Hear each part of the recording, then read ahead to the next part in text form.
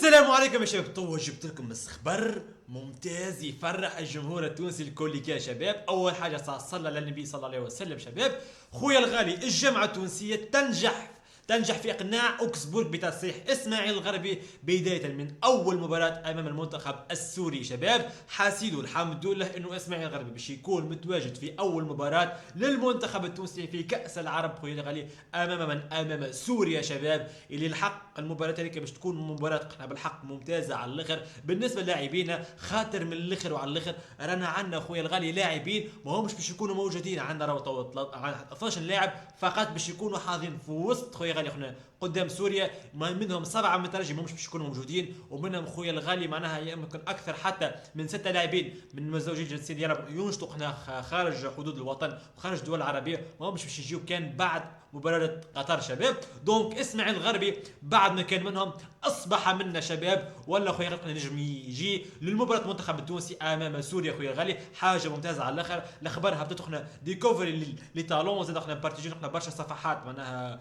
كبار، زاد احنا بالكدا شباب حاسيلو. دونك خويا الغالي الحاجه الممتازه على الاخر معناها انه الراو اسماعيل الغربي انه باش قدام سوريا بالحق نستحقوا تطور وسط قوي. توا عنا وسط تكتيك كيما قلنا محمد علي بن رمضان، فرجاني الساسي، اسماعيل الغربي. حبينا يكون الحاج محمود على قليله تيكي تاكا بين فرجاني الساسي اسماعيل وحاج محمود، لكن باش يخلط كان بعد قطر الحاج محمود للاسف الشديد. شباب دونك الحمد لله زاد عنا النفاثي باش يكون موجود باذن الله تعالى. شباب حاجه ممتازه على الاخر. دونك خويا الغالي مباراه باش تكون كاسحه وكيف الوسط ميدان.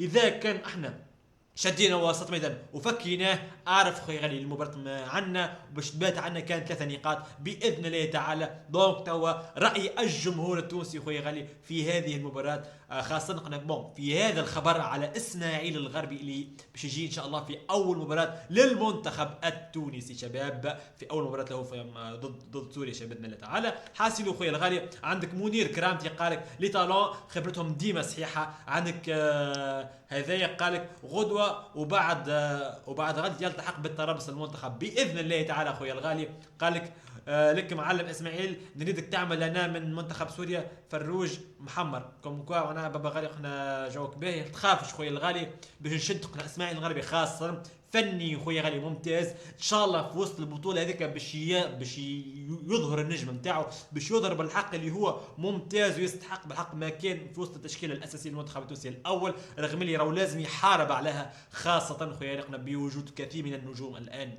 في وسط المنتخب التونسي وكثير من المواهب زاد شباب. دونك خويا الغالي اسماعيل الغربي ان شاء الله يتالق كما تالق حنابل على مجري في هذه البطوله، وعندنا ثقه فيه بالباهي انه باش يتالق باذن الله تعالى. شباب حاسدوا خويا غالي زاد شوف طوقنا الاخبار الاخرين. شباب قالك عندك ركيم سالم قالك بارفي بالطبيعه ان شاء الله قلنا بارفي. قالك عندك يوسف قالك ممتاز. قالك هذاك اليسار عندك الدنداني يطير ياسر ان شاء الله يهبطوا من الاول. خويا الغالي الدنداني اذا كان انت ما في بالكش باش يخلط ان شاء الله يوم 4 هذا على حسب الاخبار، لكن مازال احنا ما همش متاكدين هل انه باش يكون موجود في الاول مباراه نعم او لا. لكن الخبر الان الاكثر اشاعه الاكثر احنا موشوع من موجود شباب قصدي بالموجود هو باش يخلط نهار 4 بعد مباراه فلسطين وسوريا ان شاء الله. هذاك بالنسبه للدنداني. شباب حاسد قالك خويا غالي عندك برهوم قالك على الاقل تهنينا على الوسط وخليه يلعب شويه باش ان شاء الله يكون حاضر في كاس افريقيا وكاس العالم.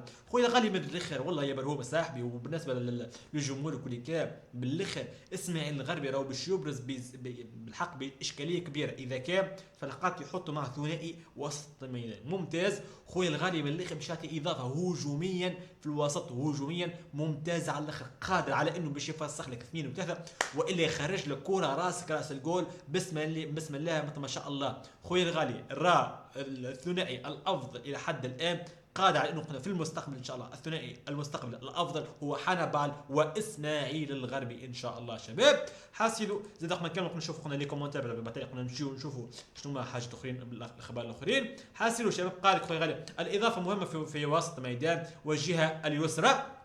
قال خويا غالي قناه تصريح مش تصريح بون يصلح له في الكلمه بس يمكن مشكله ما بين الادمين والكومنتير. قالوا وين شفتها تصريح هو كاتب التسريح التوانسه يا صاحبي قداش تقعد تركز في حاجات معناها عاديه، هو فقط اعطاك معلومه معناها اذا كتبها بالغلط والا حاجه خويا الغالي معناها عادي، سواء يخطأ معناها الواحد معناها الانسان سيدي جا معناها الادمين قالوا نعتذر معناها شباب، يعطيه الصحه معناها ادمين معناها متخلق، وزاد قنا يعطيه الصحه، زاد قنا الكومنتير معناها كيفاش قالوا راهي تصريح مش تصريح، يعطيه الصحه حاجه ممتاز انه فيق وزاد على الغلطه نتاعو، لكن ان شاء الله ما توليش مشكله بالتالي. قالوا تهانين على الوسط، بقي الدفاع بالحق، زاد قنا الدفاع ان شاء الله بخلوط قنا لاعبيه الترجي رغم اللي قنا مش باش يكون دفاع معناها كيما تاع المنتخب الاول، لكن باش يكون دفاع محترم على الاخر شباب، وان شاء الله نكون نراوغ نفاثي باذن الله تعالى على الجهه اليوم باش يبرز ان شاء الله، وهو ويان فاليري الزوز ما كانت في وسط المنتخب الاول بارزه ان شاء الله، وفما حرب عليها ان شاء الله شباب.